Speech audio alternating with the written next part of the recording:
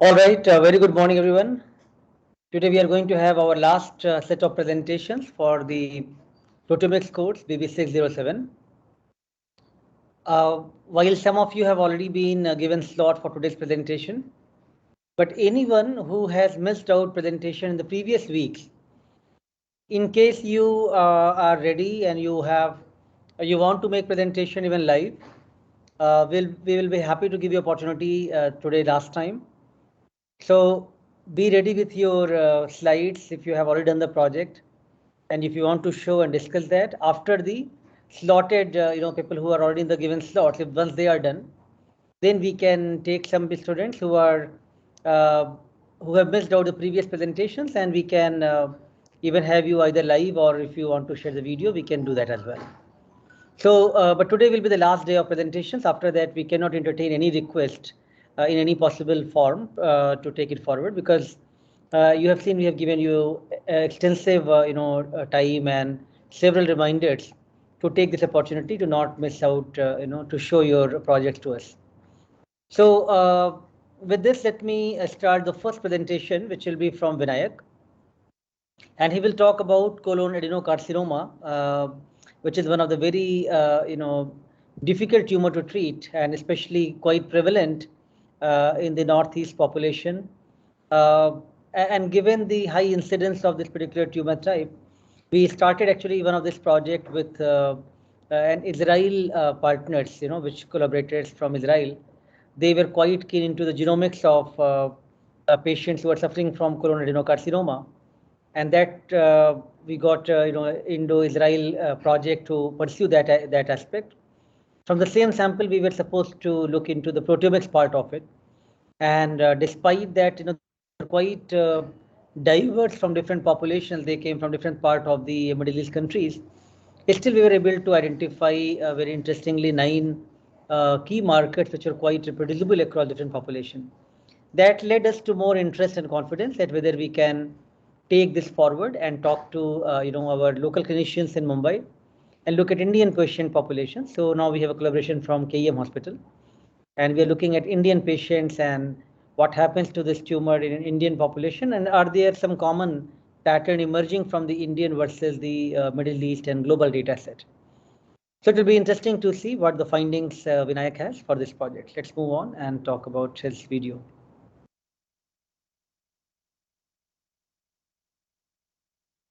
Hi everyone, good morning. I'm Aryl and my topic is global. Sorry, I think there's some confusion here. Let me just try to get the video for Vinayak.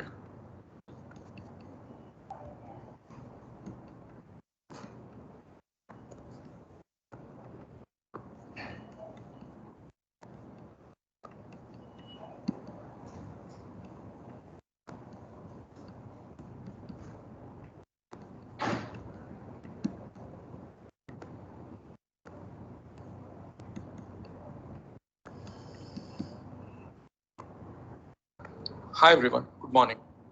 What's happening if TS, can you confirm that are we getting this video? It is, looks the wrong video. It is previous Arun's video, but name is somehow given for Vinayak while saving the file. Okay, so while they check this out, let me move on to the next video, which will be from Urbavi Revant Kumar, and let's hear the next presentation about meningioma.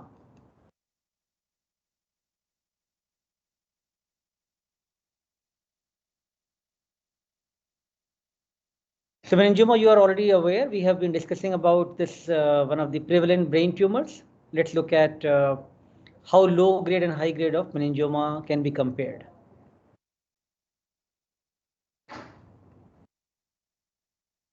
Hello all, I am Revant Kumar, 4th year computer science student. My project is based on pre-proteomics analysis of low-grade meningioma versus high-grade meningioma samples by machine learning approach to decipher the biological alteration. Introduction to meningioma. Meningioma is a tumor that arises from the meninges, which is a membrane that surrounds brain and spinal cord. Although not technically a brain tumor, it is included in this category because it may compress or squeeze the adjacent brain nerves, and vessels. It is the most common type of tumor that forms in the head. They grow very slowly, often over many years, without causing symptoms. But sometimes their effect on brain tissue, nerves, or vessels may cause disability. Its prevalence is more in females than males. The symptoms of meningioma cancer are change of vision, headaches, hearing loss, loss of smell, seizures, language difficulty. The treatment of meningioma cancer as of now is radiation therapy. Here is my workflow. The data is first preprocessed using metaboanalyst, and the normalized data is sent to Orange, and the top proteins from metaboanalyst and Orange are sent through reactor and string, and the significant pathways and proteins are biologically interpreted. Pre-processing of data. Samples in column, features in rows. 21 samples where 4570 peaks are detected. Samples are not paired. 2 groups detected. Total of 37080, which is 39.4% missing values are detected. Missing value imputation. The features whose missing values are greater than 30% are eliminated from the dataset, and the remaining missing values are estimated using feature wise KNN. Normalization of the data. The sample normalization is done by median. Data transformation is done using log transformation, and data scaling is done using auto scaling. The feature view is shown in the figure. Use the contrasting difference before and after the normalization. PLSDA report. There is the scores plot. There is the VIP scores. Next is PCA. There is the top 5 principal components. Here is the scores plot. Correlation of samples. Heat map of top 25 proteins. T-test. Here the p-value threshold is 0.05. 85 is significant and 2054 insignificant are detected. Fold change. The threshold value of FC is 2, in which 298 significantly down, 97 significantly up, and 1746 insignificant are detected. And the next is Volcano Plot, where fold change value equal to 2, P equal to 0.05, group variance is unequal. Here 34 significantly down regulated and 8 significantly upregulated and 2098 insignificant are detected.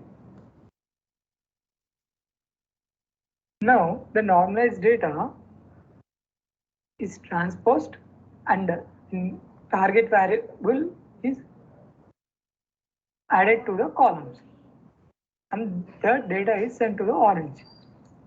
And the parameters of rank are, so the scoring methods of rank are information gain ratio and Gini decrease. Top 10 proteins are considered. In the data sampler, 15 instances of training data and 6 instances of test data are considered. Here is the model of Orange model.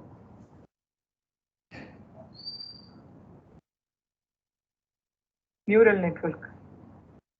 Number of neurons in hidden layer are 100. Activation is Aryl. Solver is Adam. Maximum number of iterations are 200. Regularization A equal to 0.0001. The confusion matrix view has 100% accuracy in neural network. The next one is K nearest neighbor. Number of nearest neighbors considered equal to 5. Metric is Euclidean, weight is uniform. Here, the true positive are 6, true negative are 4, false positive are 4, false negative are 1. KNN doesn't give 100% accuracy. Support vector machine. The cost V equal to 1.00, regression loss epsilon equal to 0.1. Polynomial kernel is considered where C equal to 1.00, D equal to 3.0. And numerical tolerance is 0.001. The number of iterations are 100.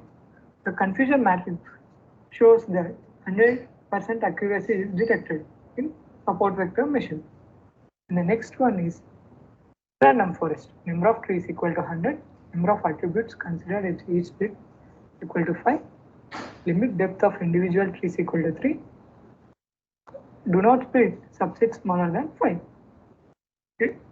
Random forest does not give 100% accuracy. 6 out of 15 are true positive, 7 are true negative, 1 is false negative, and 1 is false positive. Next, the top proteins from orange and metabolized are considered for string analysis and reactome analysis. From the Volcano plot, top 10 proteins are considered, and from the t-test, top 10 proteins are considered. From the orange, top 5 proteins are considered. You can see 2 proteins are common in Volcano plot and t-test, which are Q86WB6 and P23258.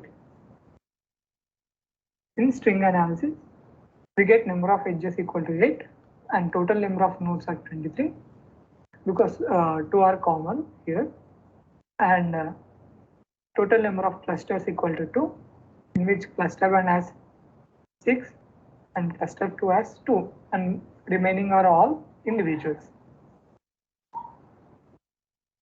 Next is reactome pathway analysis. Total number of identified pathways are 257, and after filtering them with p-value less than 0.05, 29 pathways are identified. And next, I'll be talking about STAT6 mediated induction of chemokines pathway and Aryl hydrocarbon receptor signaling. STAT6 mediated induction of chemokines. Inflammation is the main driver of the tumor initiation and progression in the colitis associated colorectal cancer, which is CAC. Recent findings have indicated that the signal transducer and activation of transcription 6, which is STAT6, plays a fundamental role in the early stages of CAC. Regulatory T cells play a major role in coordinating immunomodulation in cancer. However, the role of STAT6 in the induction and function of T cells is poorly understood. With STAT6 deficiency, an increased number of T cells induce resistance against tumorigenesis and arresting tumor promoting inflammation. And the next one is Aryl hydrocarbon receptor signaling pathway. Aryl hydrocarbon receptor is a ligand activated transcription factor and involved in tumorigenesis of many cancers. AHR signaling pathway components were upregulated as the grade of meningioma progresses from low grade to high grade, suggesting an important role of AHR signaling pathway in human meningioma. And the protein I want to discuss here is PLIC1, which is chloride intracellular channel protein 1. In a study by Stafford, as a first attempt, they have developed targeted proteomics based selector reaction monitoring assay towards clinical translation employing a patient-derived spectral library.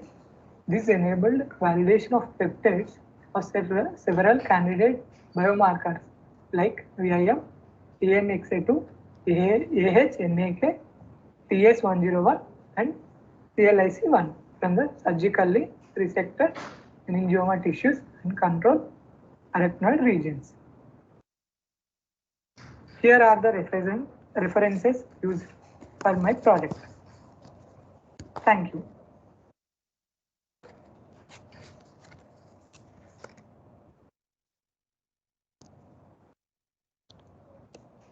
All right, Revant, are you there? Can we talk to you?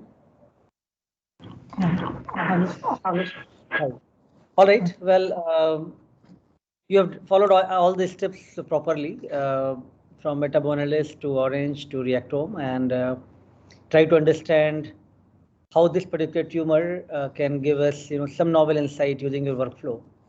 So first of all, when you did the PCA plots, did you pay attention that there were a couple of outliers over there, and did you consider that to take your analysis forward by doing something? Yes, sir, there are two outliers, sir. Sample, one is from low grade and one is from high grade. So I tried to remove both the samples and once again pass it to the analysis, metabonalysis. So you did remove that, right? Yes. Okay, all right. Yeah, but you should explain these things, like when you are presenting, you should also make these observations. I think good that you have already done the work, right? But while presenting, you should also make these observations, and as a presenter, you should explain that, while looking at this particular PCA plot, I could see these are some of the outliers, and then those were actually removed and further analysis was performed based on the homogeneous group, right? So then we can understand that you have followed the next steps correctly. Now, when come to the heat map, what was the heat map pattern? Was that supervised or unsupervised? I think it is unsupervised. You're correct. It is unsupervised, what you showed. And what that tell you, like, that unsupervised heat map, what did that convey to you? I didn't much. What observations can you make? In different words, what observations can you make from looking at unsupervised clusters? Are they forming very good, separate cohorts of grade 1, grade 2? They are intermixed here, there. There was no correlation from different proteins. There is no strong correlation. That is the only thing I can get from that. I was not able to analyze. So look at the data carefully. Main thing is there were cohorts separately, but few samples were mixed in between, right? So some of the grade 2s were part of grade 1 and vice versa. Those things should be discussed, and then you have to also look carefully about those samples, what happened to that patient, why a grade 1 patient is grouping under grade 2, and why a grade 2 patient grouping under grade 1. So then one could also look at the clinical detail of these patients, like what was the actual disease pathogenesis. Was that initially they thought it is grade 2, but later on it turned out to be grade 1, like that. Okay, so when you did your metabonalyst analysis and look for the significant test, what were your criteria mentioned? What kind of fold change and p-values you have applied? Fold change equal to 2 and p-value is 0.05. Yes, 0.05, and I have taken 10 or less than or what? Less than 0.05. Correct. So that will be then significant. Now, from your two comparisons from orange and metabonalyst, you highlighted one protein Q86WV6. Yes, that is not from orange. That is from Volcano and t-test. Okay. So there were no common proteins between metabonalyst and orange. All right, very good. So what was this protein name? What this protein is? Q86WV6. Actually, I didn't find much from the Q86 protein with the meningioma cancer. So first, I consider only volcano proteins and orange. That's so okay. I'm just curious that what is this protein? Which did you try to at least look at what this protein is? No, that is fine. You have explained all the orange and machine learning models. That's quite well. That stuff were well explained. Coming to the pathway part, you mentioned about the STAT6 as one of the important pathway coming from this analysis. But while the discussion was in context of colon adenocarcinoma for the STAT6 role. Did you find any correlation of this pathway in context of brain tumors or meningioma? No, sir. I tried to see any inference of the STAT6 with the meningioma. Only it was talking about tumor, sir. But aryl hydration has some correlation with the meningioma. So CLIC1 protein, you find any correlation with meningioma or brain tumors? Yes, sir. CLIC, I think it's a potential biomarker from the study of Stafford.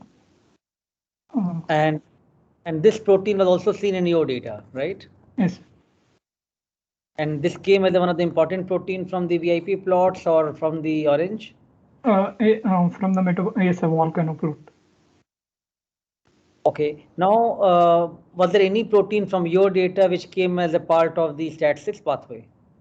That is Q86W6 is I think it was a mapped entity, sir, in the STAT6. Best classifier that you got from the orange ML aspect, any one of those proteins are going to which pathway? Did you try to map those? I didn't get much from this, sir. That is Aryl hydration was one of them. Okay, all right, very good. So let's close it here. So as I said, you have followed all these steps properly.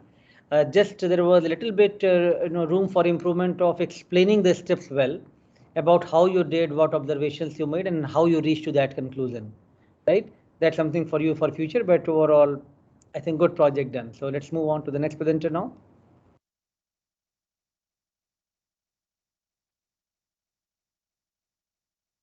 All right. So next is Chinati Narzari, going to talk about colon adenocarcinoma.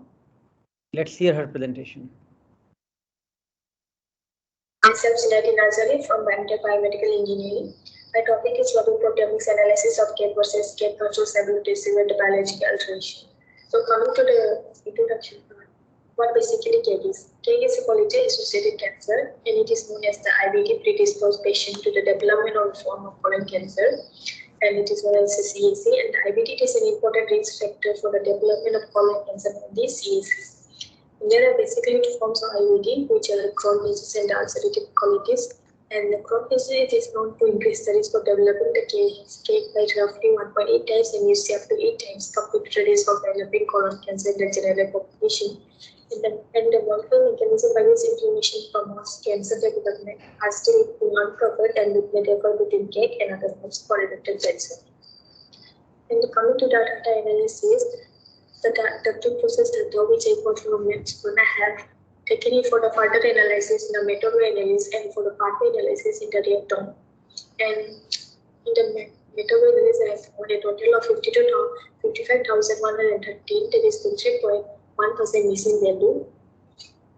And I have done a missing value imputation where I have removed the features which is more than 30%, like the KNN feature units. Next, I have done a normalization. Here I have done normalization by median and a log transformation. This is what it looked like for normalization, and after normalization, it looked like. Next, I have done the PCA plot where I have got the plot where I can see there are outliers in the plot, and then I filtered the outliers, and this is what I got after the filtration. Next, on the correlation. I can see that the data samples were highly correlated to each other, and then I obtained a grading score where I got the top 15 features which can be further taken for the analysis. For the statistical analysis, I have done a t-test where I have get the full change to SLS2 comparing majority versus normal, and this t-test it gave me the significantly downregulated protein and the significantly upregulated proteins. Next one, I have done the full change, but I get the p value threshold is 0.05 low, and I have got a some significant proteins. Yes, I have done the Volcano Plot, where we can do what the details in the p-value threshold. So I kept the full change threshold is 2 and the p-value threshold is 0.05 rho. And this is the product. This is the Volcano product which I got from the analysis. The blue ones are the significantly downregulated protein and the red ones are significantly upregulated proteins. So these are the proteins which I got from the Volcano Plot and which can be taken for the further analysis. So in the analysis is GAC in the reactor. I got some top significant pathways, some neutrality regulation, respiration, respiratory electron transport, poison formation, collagen degranulation, and I have done some literature review and found some pathways related to the analysis which I got. So first one is the neutrophil degranulation, where neutrophils it is found to be infiltrated in tumor cells, especially CAC, CRC, and CT177. It is mainly expressed in neutrophils, and these neutrophils may be served as a normal therapeutic target in the treatment and predicted diagnosis of CRC. This is the difference. Next one is the platelet degranulation, where platelets promotes the initiation of CAC by enhancing the myeloid cell independent immunosuppression. The anti-platelet it may help to prevent inflammation elicited carcinomas by restoring the anti-tumor immunity. This is the difference. Okay.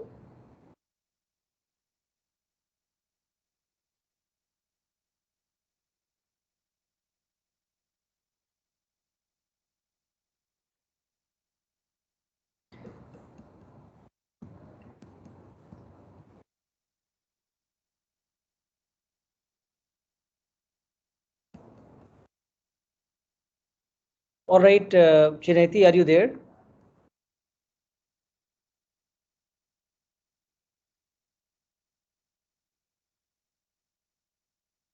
Chineti, can you hear me? Are you there? Can we talk to you?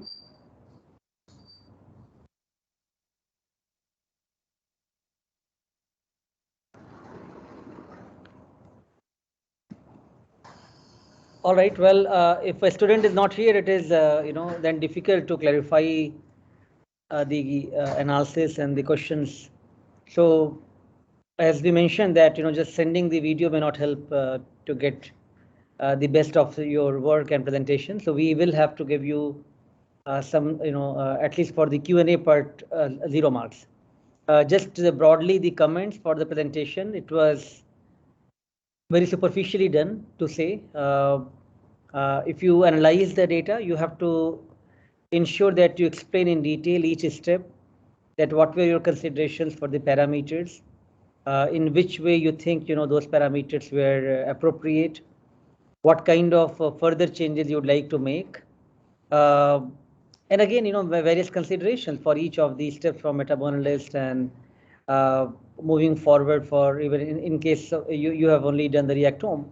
But if you're looking at more modeling and ML stuff, you have to also explain the rationale about why you chose those parameters.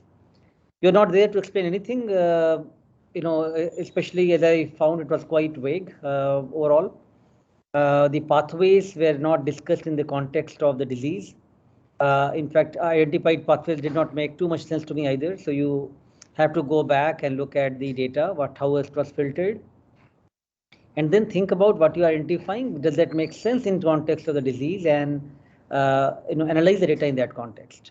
So at least you're familiar with some of these steps and software utilized in the analysis, but that may not add a lot of value and insight if you do not do a thorough job, right? So let's stop here. I think we will again take now the previous presentation by Ravinder, and we'll start sharing that presentation shortly.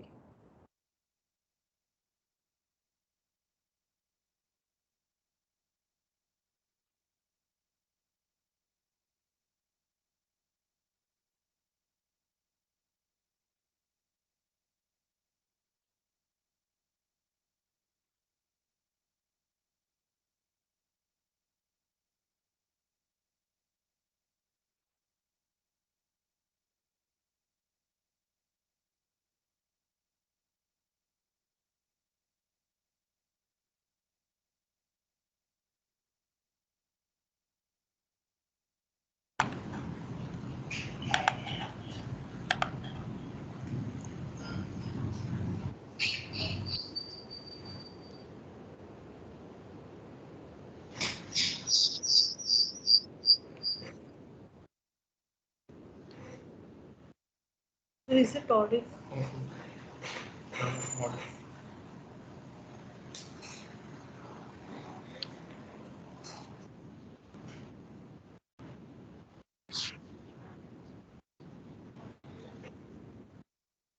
Is it?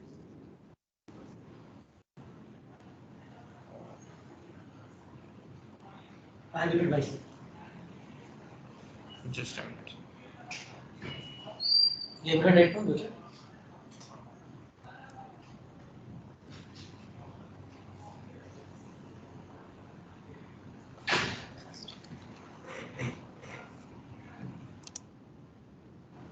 Analysis of CSC or the CSC control samples by machine learning approach to decipher the biological alteration.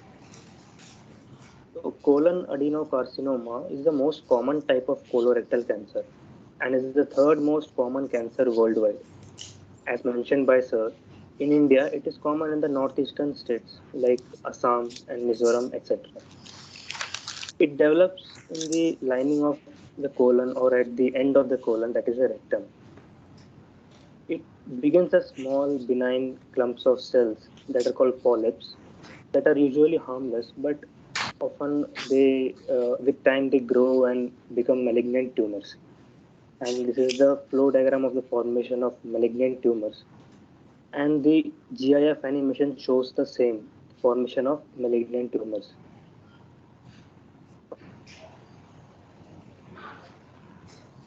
Symptoms of this disease include persistent change in bowel habits, rectal bleeding, abdominal discomfort such as cramps, gas or pain, weakness or fatigue, unexplained weight loss.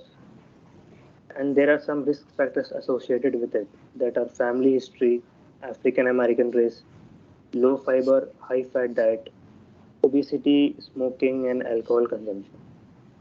And the treatment of this disease include surgery, chemotherapy, immunotherapy, depending on the stage that this disease has progressed to. Why do we need proteomics? Many people with colon cancer do not experience any symptoms at all in the earlier stage. And it is estimated that around 30% of the colon cancers are diagnosed at stage 4. And by that time, it's often too late. And the 5-year survival rate is less than 10%. Proteomics will help in the identification of potential biomarkers and targeted therapies for early diagnosis. And the protein expressions in healthy and cancerous cells will help us identify the differences in the protein abundance that can be used to identify the therapeutic targets. So the project workflow is that I have done the statistical analysis using MetaboAnalyst. Then I have built the machine learning models and evaluated that with the help of the Orange data mining software. Then the protein names and the gene IDs were accessed using UniProt. And finally, the pathway analysis was done using Reactome. So this is my data. I had 30 samples in total, out of which 15 were normal samples and 15 were tumor samples. And there were total 5415 features present, and around 22.5% missing values were detected. So the features with greater than 30% missing values were removed, and the missing values were imputed using KNN feature-wise technique. And normalization by median and log transformation was done to obtain a proper Gaussian curve. So this is the principal component analysis, and I have shown this coarse plot of PC1 versus PC2 over here. And with this coarse plot, we can find that there is one outlier sample, that is CRC36T. And again, in the PLSDA plot also, there is one outlier, and it is the same sample, that is the CRC36T. And so to decide that if I had to remove it or not, I had looked at the correlation plot. And the first row is our outlier sample, CRC36T. And we can see that it has a decent correlation with a couple of samples, but mostly it has very less correlation with other samples. So I have decided to remove this outlier and repeat the analysis all over again. This is the PCA plot again after removing the outlier. And again, this is the PLSDA. So over here, I have shown the heat map as well. So heat map is used for the differential expression of proteins. So over here in the top, we can see the red line shows the normal samples, and we can see that some of the proteins are less abundant in the normal sample, and those proteins are overly expressed in the tumor samples. And again, the rest of the samples were overexpressed in the normal samples, and again these same proteins were less expressed in the tumor samples. Next, the fold change analysis. So for the fold change analysis, I kept the threshold as 2.0, and I found 416 downregulated proteins, 238 upregulated proteins, and around 3150 non-significant proteins. The next was the t-test, and for this the group variance was kept as unequal, and the threshold was 0.05, and I found 1664 significant features and around 2140 non-significant features. Next is the Volcano plot, and it is a combination of fold change analysis and t-test analysis, so it is more reliable. And I found 312 downregulated proteins and 198 upregulated proteins, and around 3294 insignificant proteins. So next comes the orange workflow. So the top 10 protein from the Volcano plot and top 10 protein from the orange. Top 10 protein from the orange was obtained using the Gini decrease ranking method. So in total, 20 proteins were used to build the models, and I have used 4 models over here that are naive Bayes, SVM, random forest, and logistic regression. And ROC analysis and confusion matrix was used to test these models. So these are the model parameters.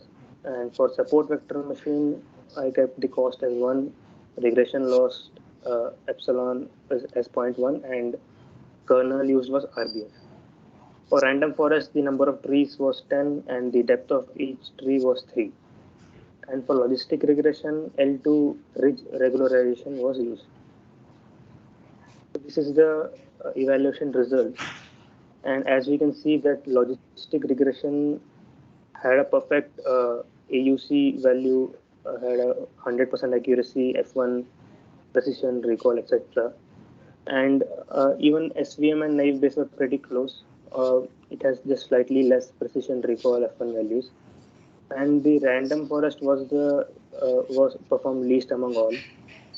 And on the right, we see that the ROC curve of all these models, SVM, naive Bayes, and logistic regression had perfect AUC of 1, and while the random forest, which is represented in blue, had a slightly less AUC, that is 0.995. So these are the confusion metrics for all these models, and we can see that the naive Bayes model and SVM misclassified 1 point. The random forest model misclassified 3 samples, and the logistic regression was perfect. It classified correctly all the samples. Now next comes the checking for overfitting and underfitting of the model. So the criteria for overfitting is high accuracy in trained dataset, low accuracy in test dataset. And for underfitting, we check for low accuracy in trained dataset and low accuracy in test dataset. Anyway, I had high accuracy in training dataset, so there is no question of underfitting at all. So we have to just check for the overfitting of the model using a testing dataset. So on the right, I have shown the orange workflow to check if our model is overfitting or not. So my data was set1 data, and I had 30 samples in total. So I didn't want to break it into testing or training like that. So I used whole of my data as training dataset, and I used the CSC set2 data as the testing dataset.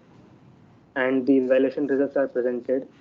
So the accuracy of SVM and naive Bayes were around 95.5%, and the accuracy of random forest and logistic regression were 93.2%.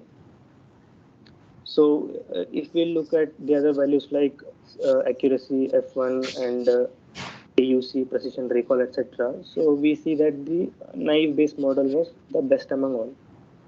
And the confusion metrics for all these models are also shown over here. So we see that for the naive base and SPM, they misclassified two samples, and the logistic regression and random forest were have misclassified 3 points. So logistic regression earlier was the perfect model for our training dataset, but it has slightly underperformed over here. Overall, the naive based model was the best. Or this analysis was repeated with set 4 dataset, which was used as testing dataset.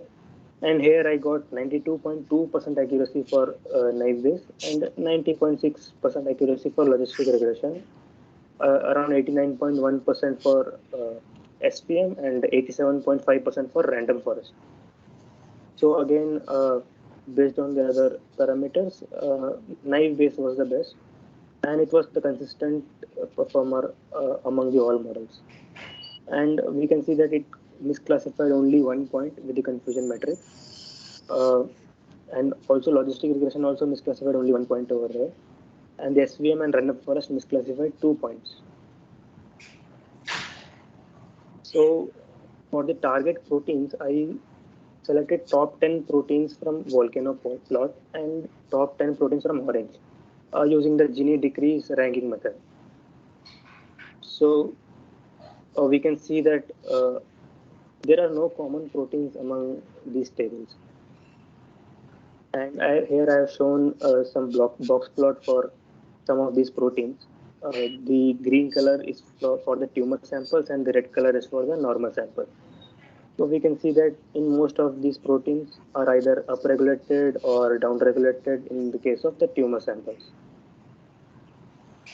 So to predict to see a common target protein, I compared the top 20 proteins from the Volcano Plot and top 20 from the Orange because I didn't get any common protein in the top 10 list.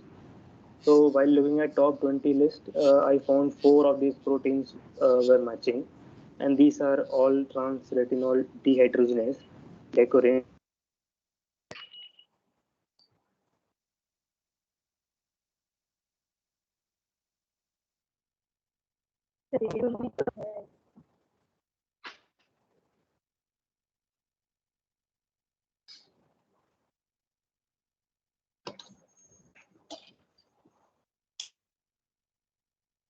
Cell lines.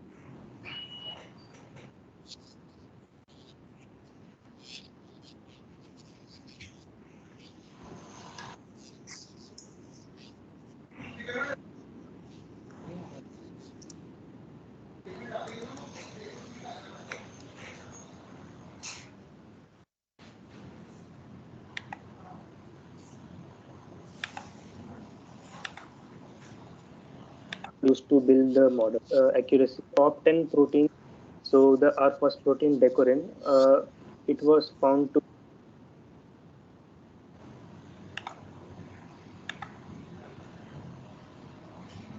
these were mapped with the literature as well.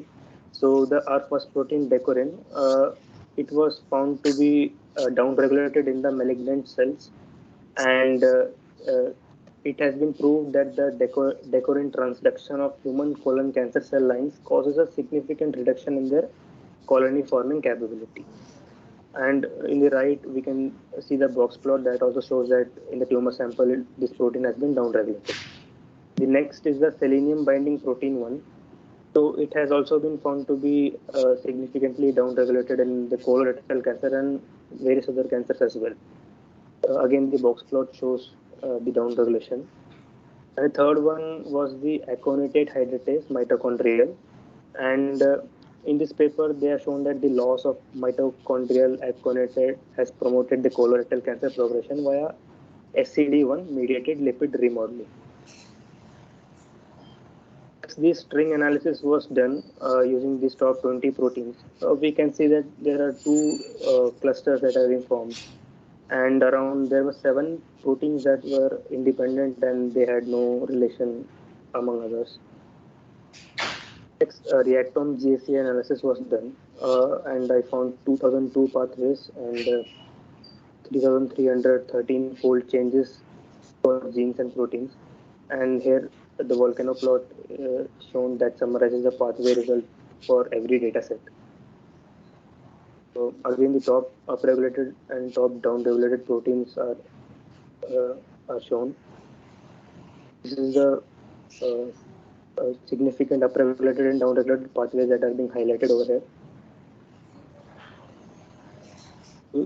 The top significant pathways were obtained using reactome, and the most significant are highlighted over here in the red box. And earlier I showed 4 common proteins among the top 20 list. So one of them was Q99798. That was mitochondrial aconitase. So it is found in the TCS cycle, and the TCS cycle is one of our most significant pathways. Again, the literature evidence was looked at, and eukaryotic translation initiation factors were shown to be involved in the regulation of protein synthesis, and they are linked to PI3K, AKT, mTOR signaling pathway in the colon cancer. So in this paper by Schwartz et al., they have shown that EIF1, EIF5, and EIF6 are involved in the translation control in CRC. Another pathway was 3' UTR mediated translation control. They have a critical role in regulating gene expression in cancer. The L13A subunit of the 60S ribosome is phosphorylated and released from the 60S subunit. So this phosphorylated L13A then associates with the gate element in the 3' UTR of the ceruloplasmin mRNA that inhibits its translation. Finally, one more pathway, NMD, is responsible for the degradation of mRNAs with a premature termination codon. So inhibition of this oncogenic activity of NMD can be an effective strategy for treatment of colon cancer. So in conclusion, the early detection of colon cancer is very difficult, and because there are no symptoms at all. So ML models were built and they are successful in classifying between the tumor and control samples. And the naive based model was the best and consistent model among all.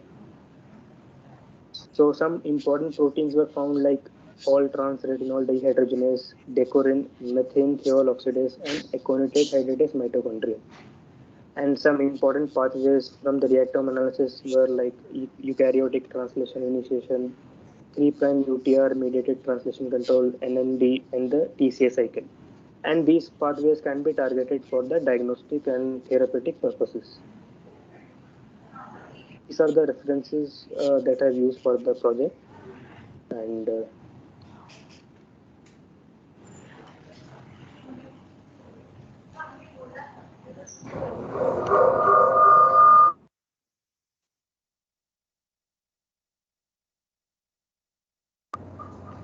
All right, Vinayak, are you there? yes. Okay, so can we talk to you now? Good. All right. So I think very nicely done. Good project. In fact, there were several parameters which you explained very well, especially your considerations for the outliers, and you looked at both principal component as well as correlation plot to decide whether to take this sample or not take sample, because it's always important to make sure that we are not biased to remove a sample. At the same time, we don't want to also take any experimental artifact towards your analysis, right? So when you did your meta-analysis and look for the significant proteins, you did some t-test, but I could not find or might have missed out. But what was the consideration for the fold change and the t-test p-value? For fold change, it was 2, and for t-test, it was 0.05. Less than 0.05, right? Yes. Yes. Yes. Yeah, that was probably not mentioned in the slide. So it's good idea to at least clarify these things while you are doing that. And was it paired test or unpaired test? It was unpaired. Yes, again, explain some of these things while you are presenting so that viewers, audience is clear in which way you got, because the number of significant protein what you got was quite large numbers. 200 plus proteins are up and down located, right? Okay, I again missed to find out any heat map. Did you show heat map for your? Yes, sir. I showed it. Yes. Okay, and that was based on the supervised or unsupervised clusters? Unsupervised. Unsupervised. Did you make any observation for any subtypes coming from that analysis? Like what I found was, except for a few samples, like most of them were we can segregate into the tumor as well as control samples. So segregation was quite well in your mind, and therefore you don't see heterogeneity issues or any subtypes emerging from that analysis, right? Yes. Okay. Of course, there are some questions I saw in the chat which were asked to you regarding at least some significant proteins, maybe a couple of your top 5 proteins from the ML analysis, and look at their box plots and show the significant changes with the standard errors. So based on your entire analysis, of course, you have mentioned in the table name of few proteins. But if you were to choose, let's say, 3 proteins which you think is very influential in deciding about colon adenocarcinoma, which 3 protein can you choose? So, like for the pathway analysis, some of the proteins like ribosomal protein S29, S15A that were matching with that are found related to the pathways. So pathways that I found, so like maybe that can be considered. Yes, there are 2 things, right? One is your top most influential proteins, which you think has come from your either the top from the Volcano plot as well as from the ML models. And second thing is understanding the disease biology, where one could look at the pathways where most of the proteins are getting perturbed. So while what I'm asking is the most influential proteins, most influential 3 proteins, and I think it may be that they belong to the same pathway which you have mentioned, but do you see, like, from your entire analysis, you found few proteins are really standing out very different than the rest of the proteins in terms of the fold changes, in terms of their consistent very high upregulation in the colon adenocarcinoma samples, and then you think those could be very good biomarkers specific to this tumor type? What could be, let's say, you can just name maybe 1 or 2. Sir, mitochondrial actinides, decorin, and another one. All right, so good. Your top lead, although what came was all trans-retinol dehydrogenase, and you did not Yes. speak about that protein for some reason. Was there any specific reason you left that protein out, or did you try to look for correlation of this protein with colon adenocarcinoma? Yes, sir. I did look at the few papers, but I couldn't find any correlation, so I left it. Right, but sometimes that could be important, right? From your project, you found a protein which looks highly significant to you, but there is no literature known for it, right? So then that's where the actual research findings should come forward. So then ideally you should be really more keen about this protein, and then probably look at a string analysis or other type of network analysis and see, okay, this protein is part of team player of which other networks, right? And therefore, even if it is not known in context of the colon cancer, but what is the role of this protein in general in biology? So again, some of these things could add a lot of novelty.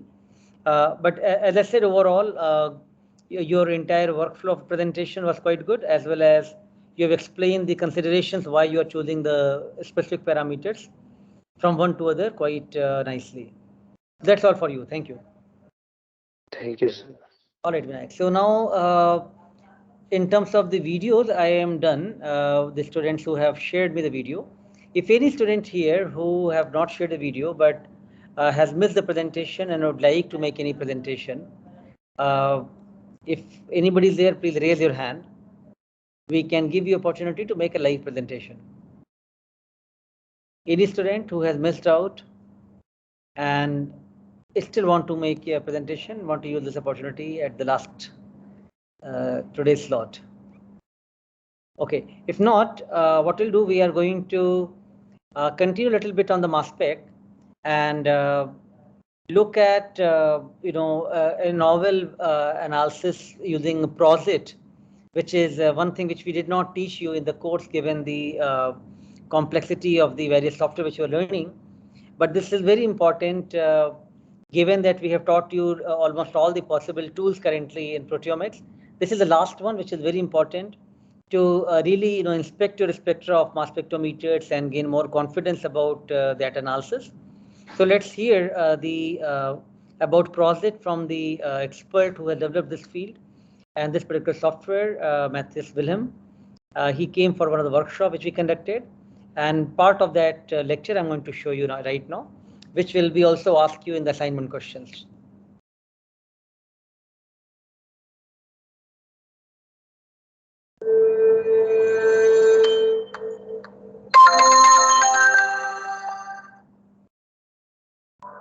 Ladies and gentlemen, we are excited to have with us a very young and dynamic bioinformatician, Dr. Matthias Wilhelm. Dr. Matthias joins us from Technical University of Munich. Dr. Matthias Wilhelm is the group leader of the bioinformatics team at the Chair of Proteomics and Bioanalytics, Technical University of Munich, and co-founder of MS-AID GmbH and Omics Scout GmbH, both operating in the field of proteomics. Dr. Matthias obtained his PhD as the Chair of Proteomics and Bioanalytics while developing and implementing Proteomics DB, a large-scale in-memory database hosting the first draft of the human proteome. Initially, he worked in the field of metabolomics. However, he spent the last 7 years of his scientific career focusing on the study of life cycle of proteins using mass spectrometry. Currently, he leads a small group of bioinformaticians at the Chair of Proteomics and Bioanalytics under Professor Bernhard Kuster, Technical University of Munich, and is interested in supporting wet lab scientists by developing tools for data analysis, integration, interpretation, and dissemination. Today, Dr. Wilhelm will talk to us about his newly developed tool, PROSIT. Let us welcome Dr. Wilhelm to begin the proceedings. Thank you.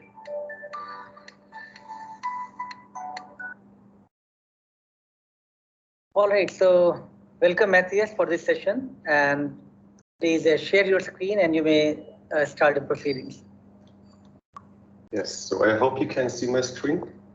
Yes, we can. Okay, so I thank you for the kind introduction. It's a pleasure to be here and tell you a bit about PROSIT and how you can make use of this, essentially allowing you to have the power of deep learning at the tip of your fingers, essentially.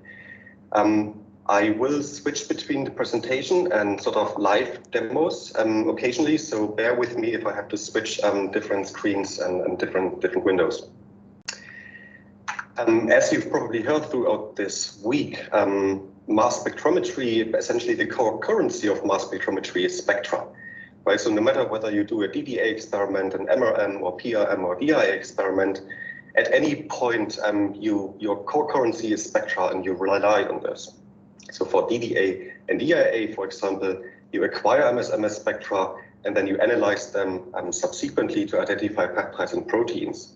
Whereas in PRM and MRM experiments, you need actually MS-MS spectra as input to set up these measurements in order to monitor your proteins and peptides of interest correctly. For the past years and even decades, I would argue, DDA has been the predominant method on getting access to high quality spectra. And the classical process there was that once you have digested your proteins and maybe separated your peptides, you acquired tandem mass spectra. And then you use database searching tools like MaxQuant or Sequest or MS-Amanda or any such tools to identify these spectra. And these tools typically monitor, mimic what you have done in the wet lab by in silico digesting your protein and then generating spectra. However, almost all of these tools don't have proper prediction methods in place to predict what the intensities of every single fragment ion will look like, and then thus rely on scorings and counting, for example, the overlap of the fragment ions, or use probabilistic scores. This comes with a downside, right? So when you have an experimental spectrum here plotted to the top in both of these cases, you will have to compare this experimental spectra against potentially hundreds or thousands of hypotheses in your database searching tool. And then you might come up with a situation that you have two hypotheses shown here on the bottom, which look very similar. And the tool will have trouble differentiating which one of those is actually correct and which one of those is incorrect, leading to potential false positives or false negatives. And this is really only due to the fact that we don't really have intensity information attached in this process, and thus really can't differentiate these two cases. So if only we had intensity information in this process, we would certainly sort of just by eye be able to tell which of these hypotheses is correct. Right, and here on the left-hand side, we see that the intensities really don't align nicely with the experimental spectrum. And here on the right-hand side, we see that the intensities actually match really, really nicely. So very likely our hypothesis 2 here is actually our correct peptide identification hit. For that reason, over the past years also, there was a different method proposed and using spectral libraries and using those to actually search your data. So in contrast to mimicking your wet lab workflow here on the right-hand side, you then have a database, a file, a collection of MS-MS spectra, which you or somebody else has acquired in the past, and use this to compare this against your experimental spectra. However, this also comes with a couple of downsides attached, because these libraries typically are incomplete. So you only can store sort of spectra in these libraries of peptides you've identified earlier. So you essentially come back to the problem of database searching. On top, and also something we have seen very often in our lab, is that mass spectrometers are not the same. And you might actually have two very same mass spectrometers next to each other. However, the spectra they generate might be slightly different because they are slightly different calibrated. One much harder problem in spectral library searching is that generating decoys, so what you use to estimate your false discovery rate in this identification process, is much harder than it is for database searching. So there are a couple of methods out there, but however, none seem really to be able to produce highly calibrated false discovery rate estimations. So while this process integrates intensity information, it comes with a couple of downsides attached. Partially for this reason and also for other reasons, about 4 or 5 years ago, we set out to essentially represent the entire human proteome with synthetic peptides. So what we did is we took the first draft of the human proteome and other sources and selected peptides of interest, synthesized those in high scale, and systematically characterized them via LC-MS. And then sort of stored all of these spectra in Proteomics-DB with the goal and with the aim to essentially develop new tools and provide information on the development of new assays for this. Today, thousands of hours of measurement went into this, and to a large extent, this has been done even to the point where we have almost all of these 1.3 million synthetic peptides have labeled also with TMT. So not only do we have all of these peptides available as unlabeled versions, but also as labeled versions. These 1.3 million peptides cover a very large chunk of classical tryptic peptides, but also non-tryptic peptides, as well as a wide variety of commonly seen post-translational modifications. All of this is available in Proteomics-DB, but also at Pride, and in the meantime also at NIST and at Massive. So if you're interested in using these libraries, feel free to do so. The goal here essentially was to have a library which is much more comprehensive and much more independent than classical spectral libraries were at that time, at least. Because in this process, in the Proteome Tools project, we've not only acquired Spectra in a single acquisition mode, but actually in 11 different acquisition modes, covering HCD fragmentation, CID fragmentation, ETD, ETHCD, and ETCID, as well as HCD fragmentation in up to 6 different collision energy modes. So with this library, one might say, well, this is a very nice foundation now to do spectral library searching. And while we alleviate some of the problems attached with spectral libraries, some of them still remain, right? So our library is still incomplete in the sense that we certainly don't cover every single possible human peptide, because for that 1.3 million is still not sufficient. While we cover a wide variety of different fragmentation methods and collision energies and different readouts, so we have done all of these also in an orbit trap readout and ion trap readout, we have not covered every single possible mass spectrometer which is out there. And on top, the problem of how can we correctly generate decoy spectra still remains. So we set out to essentially come up with a different method here. So we developed PROSIT, a deep learning architecture with the goal to be able to predict fragmentation spectra of any peptide of interest. The PROSIT architecture follows a classical architecture in deep learning nowadays, where you use an encoder which encodes your input into a lower dimensional space and then decodes this lower dimensional space into your interest and into your output of interest, essentially.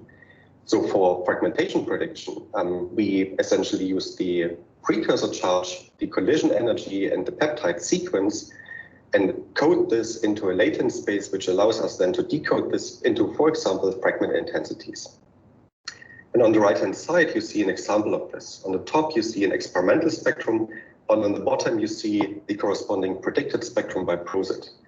And whenever I look at this, I still get goosebumps because I find this strikingly similar. This is amazing how good PROSIT works on this.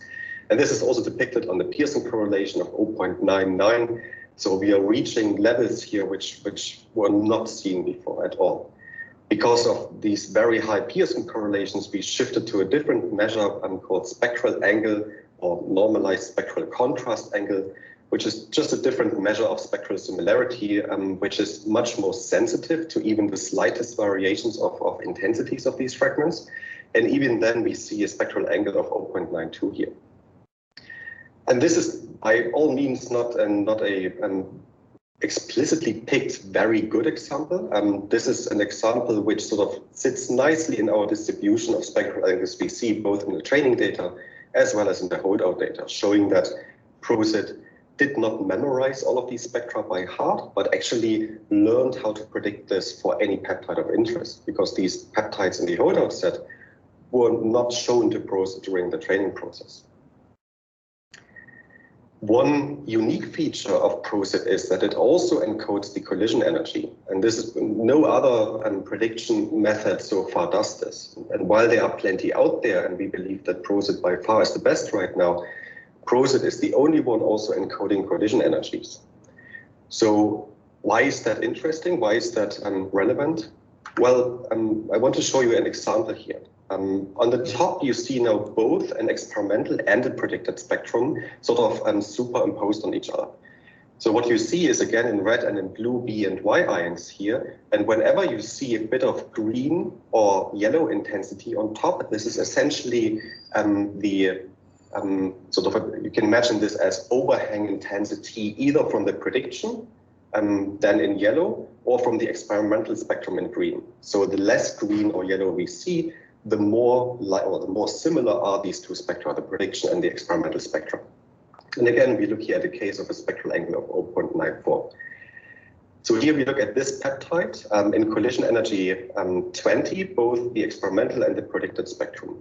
When we look at the spectrum of the very same peptide in the very same precursor charge state, but at a collision energy of 35, we see two things. First of all, the spectra don't look anything alike anymore. While they share some of the fragment ions, there are suddenly fragment ions appearing in the 35 collision energy case, which were not present in the collision energy 20 case, and vice versa.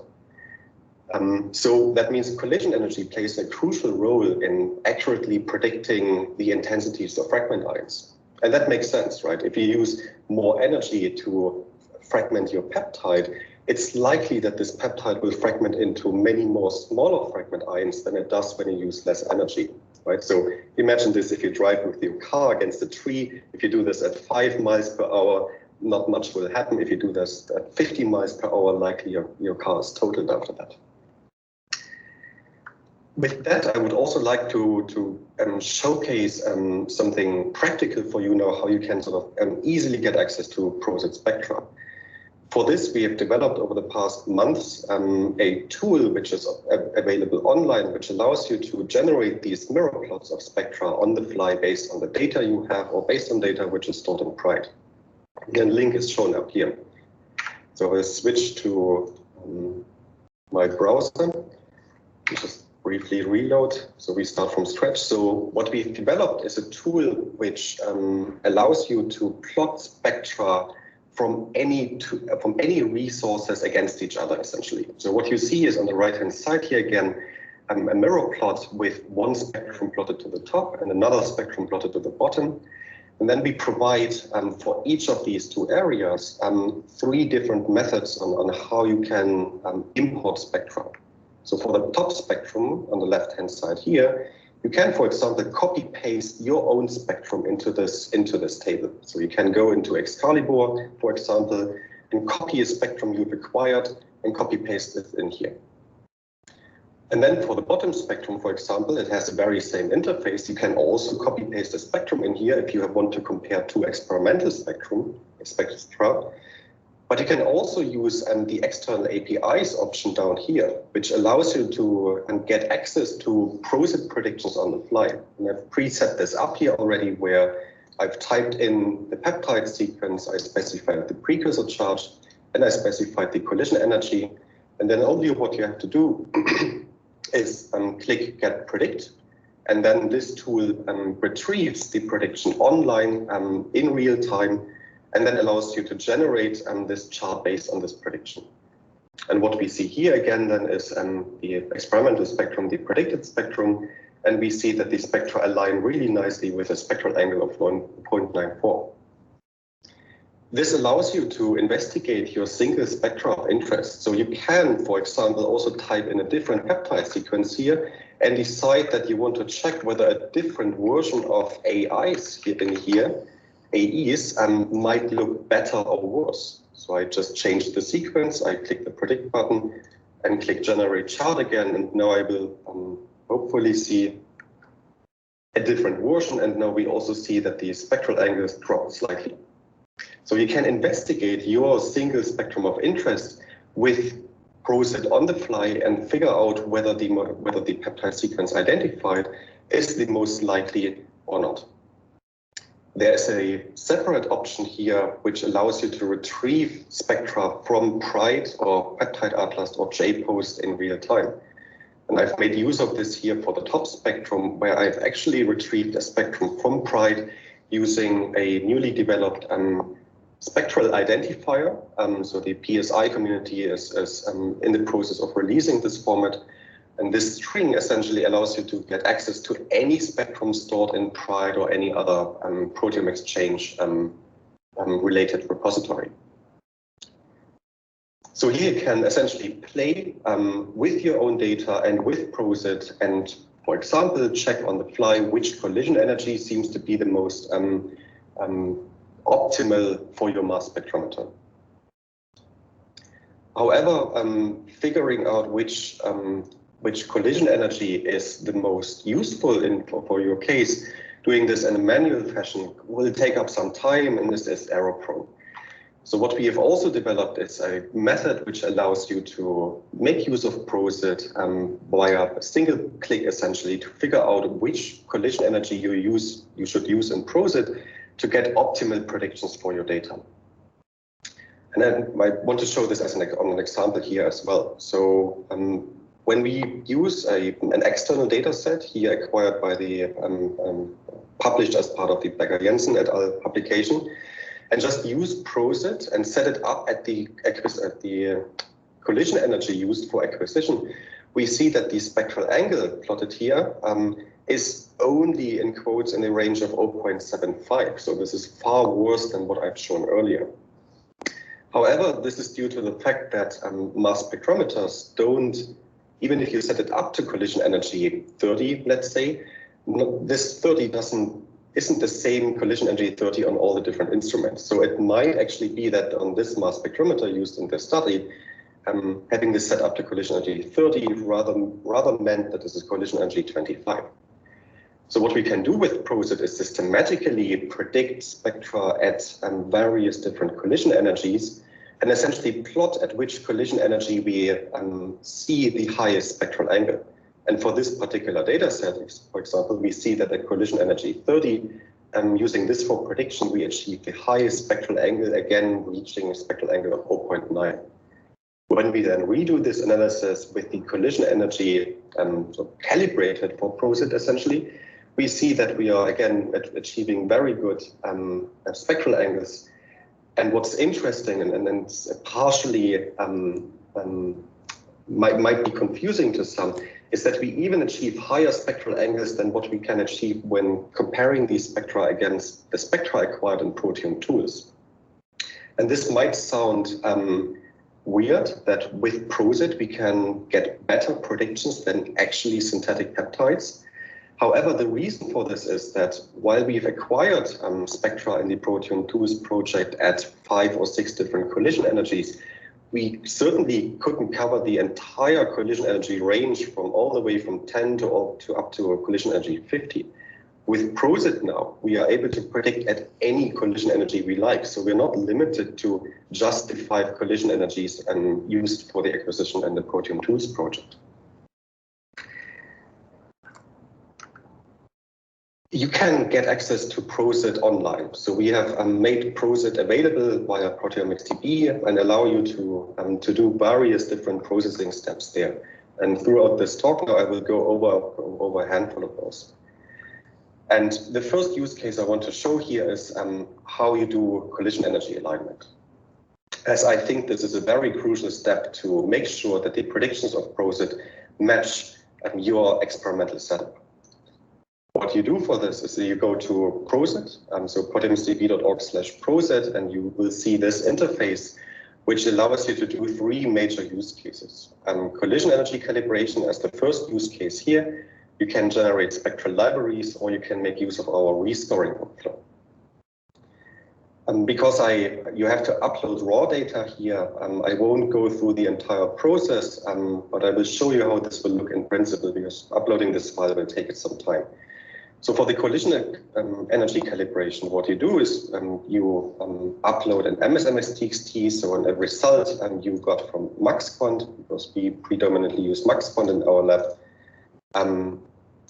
You upload this here, and then also upload the raw file. I won't click this now because this will take a minute or so. Then you can click next. Then you're left with an option to select which PROSIT model you want to use. And since we are constantly updating PROSIT, you currently have the choice between 2 PROSIT models, and soon you will have a 3rd PROSIT model available here. I would recommend always using the latest PROSIT version, as we try and aim towards having only 1 single PROSIT model, which is able to predict anything as good as any other previous PROSIT model could do. When you select your model, you will then see a task ID on your screen, which you can use to check how long or what the current stage of your collision energy calibration process is. When you do this and the task is done, what you get is a file which essentially just simply shows you, this is the wrong output. You will get a file which essentially shows you what the collision energy is you should use for your data set. And this is a scientific notation, so essentially what this says is that a collision energy of 32 should be used for this specific case here.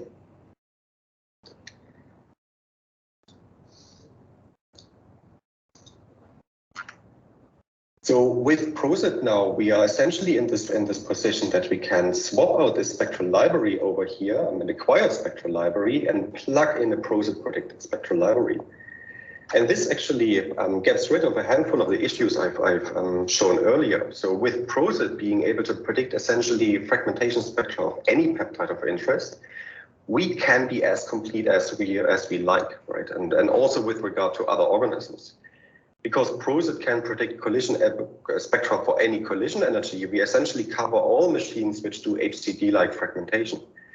And because PROSIT, again, doesn't care what the peptide sequence is, we can also predict spectra of decoy peptides, of generated decoy peptides. So essentially, this allows us to completely get rid of experimentally acquired spectral libraries over here. And as a showcase to show that this actually works. All right, so I hope you got a glimpse of the work done by Matthias Wilhelm and his team regarding PROSIT development. This is very important because in the mass spectrometry based proteomics work, you generate a lot of data, a lot of spectra, and often it becomes difficult to ensure that are we looking at the experimentally derived peptides which are authentic. And it's more so when you look into any specific modifications and, for example, different type of PTM analysis, it becomes much more relevant. Nevertheless, whatever you identify from your discovery work, you have to validate those peptides and you have to ensure that you're looking at the right sequences and you can really, go after for further validation on those.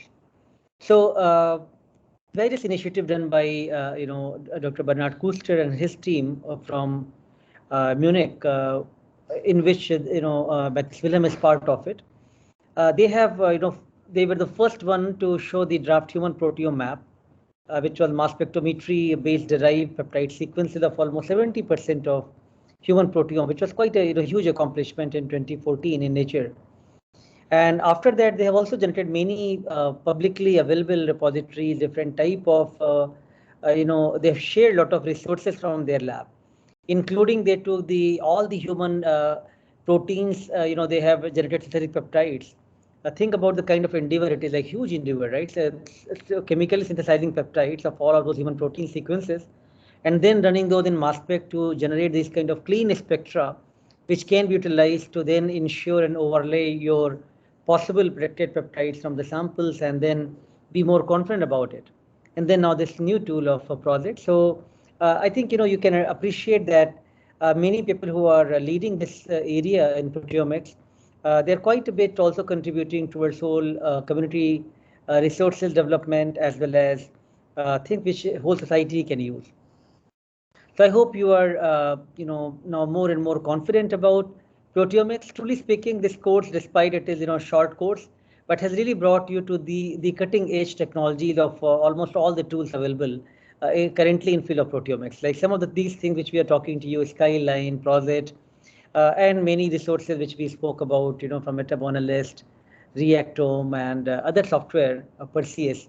All of those are quite actively used in the entire community right now, and these are the most popular, most cutting edge tools. So now, after this particular part of the course which we have just finished, you are in a good position to take any type of mass spectrometry data set and go independently and make sense of the data. And I'm sure, given in the class time, you had limited time, but if you spend more time, you will be able to lead a lot of new insights from that data set. Also imagine that, now you will be given, let's say in future, a new project for which you have no idea where to start. You can simply go to this kind of Proteome Exchange and provide these repositories, download the possible relevant data set, which is for a given hypothesis, for a given question which you want to address. And now take that data forward, go with the MaxQuant, go with the further workflows, and now you know how to take it forward. So a lot of new projects, lot of actual research work can be done, and you'll be quite surprised when you will do the literature review. A lot of metadata analysis also produces the manuscripts and the paper. The Cancer Genome Atlas, the TCGA, which was one of the huge initiative from NCI in US, they sequenced a lot of genome of different cancer patients and uploaded that data. Of course, they published in Science, but after that, they uploaded the data set for the community. And hundreds of papers, follow up from that data itself, reanalysis of that data in different contexts led to hundreds of publications just from the metadata analysis. So actually, all of you have now good opportunity to contribute originally, from your kind of hypothesis, your projects of interest. You don't have to talk everything specific to what we learned in the class. You can take any problem of your interest. And of course, you will be learning other technologies and other things in your other labs. But you can always complement that using these tools and add further layer of information from proteomics. So I hope this exercise of not only teaching you the basics and the cutting edge tools, but also giving you the assignments and activities leading to the project will eventually give you a lot of confidence that you can now deliver something confidently from this area. That's pretty much it for today's class. We are closing all the presentations today. After this, today you have to finish one more assignment that you will get from our team very shortly. Then this entire activity of presentations and write-up will be done. You'll be receiving some comments from my side to each one of you for your various presentation activity which you have done so far. Again, just as a way for you to improve your skills, the idea is not only that you are doing the project, but also you are getting more confident about presenting it to your peers. And this was the first effort made in that direction. I'll be giving you some my personal comments and more insight how you can improve on your presentations. If any, many of you made very nice presentations as well, just for your learning purpose. And then next classes, we are going to shift gear, move on to some of the new tools, which are not as prominent currently as mass spectrometers and mass spectrometry-based proteomics have taken over, but still they're quite crucial, especially for the functional proteomics analysis and looking at interactomics investigation, like how well to understand protein-protein interaction and protein-drug interaction, and use that using protein arrays and label-free biosensors. So those will be the focus in the next week class. Thank you very much, everyone. Any questions, any comments we can take? Anyone want to add anything? Any comments to your peers that how they did in the presentation, anything which you think was good learning from presentations? We are open to hear from you.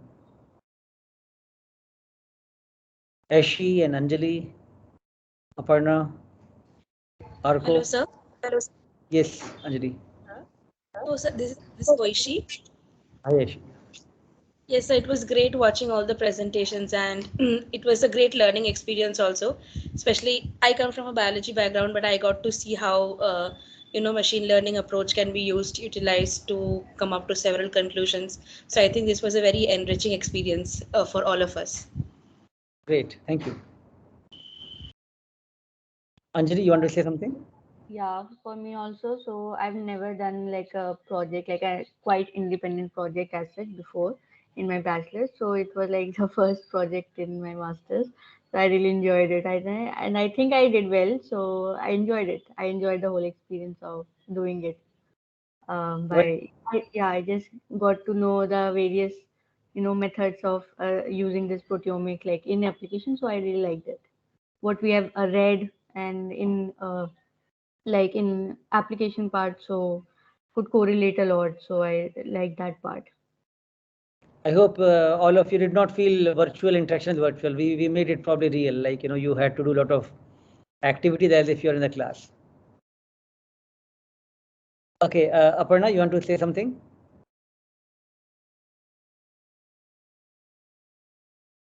Or Orko Ray, if you are there. Yeah. Sir, it was hello. Yes, yes, go ahead. Yeah, sir, it was experience. I'm from electrical. After doing the, I'm that much confident in job after getting them based on the NFPS and control. So, sir, I like that particularly. Definitely, sir, great experience, sir. Thank you so much for giving the opportunity. Thank you, sir. Thank you. How about Dhanush? You want to add anything? And then Devanshi.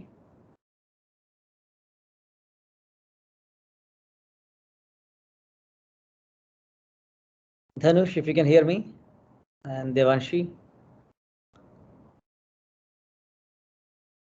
Yes, Next sir. could be Devanshi yes. here. Yeah, go So ahead. it was Devanshi. really great experience because right now in virtually it was not possible for us to interact, but through this like this way it was much better and it gave us opportunity also to interact with each other. Very good. All right, Vinayak, you want to say something?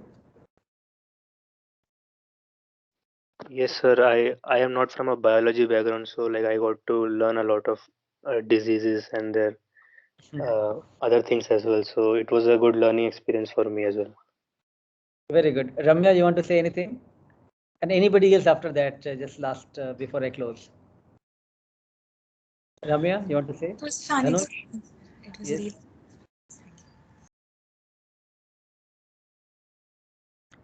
All right, so your voice was breaking, but just to say from my side, let me also say that many of you did so nice presentations that there was so much to learn, because these data were actual data from the our lab and different projects ongoing, and some of them are actually still in process project. So we were really enjoying looking at your analysis and how you are interpreting those. And it may end up that some of the protein which you identified actually turned out to be the final proteins, even which we can take forward. So it was very interesting for us to follow all of your presentations and all of your projects. And some of the presentations were really so good that it looked like you can even go to the next stage of now writing this work and make a manuscript or publication based on this activity. But just probably as you gain confidence of doing this, you also gain confidence that at least now a small bit of knowledge all of you have at least acquired, which you can take forward towards your journey of research. Not necessarily you only do the project which we have assigned to you, but any project which you'll be doing in future, you'll be able to make use of this data and these technologies and this knowledge. All right, so that's pretty much right now. Let's close it here.